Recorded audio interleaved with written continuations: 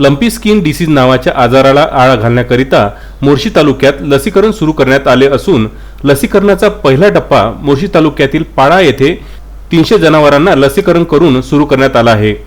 संपूर्ण महाराष्ट्रभर सुरू असलेल्या पशुधनातील लंपी स्किन डिसीज नावाच्या आजाराला थांबविण्याकरिता राज्याच्या पशुसंवर्धन विभागाने लसीकरण मोहीम हातात घेतली। मोर्शी तालुक्याकरिता सद्यस्थितीत 4000 लसी उपलब्ध करून देण्यात आलेल्या आहेत।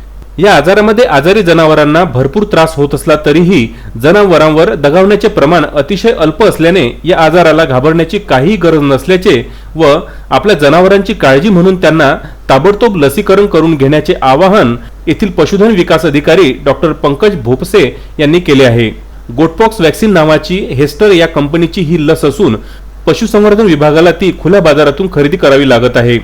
त्याकरिता विभागाने केंद्र व राज्य शासनाच्या योजनेतून निधी उपलब्ध करून घेतला असून काही जिल्हा परिषदांनी सुद्धा आपल्या सेस फंडातून या लसीची खरेदी केली असल्याची माहिती मिळालेली आहे। संजय गारपवार, विदर्भ न्यूज, मोर्शी।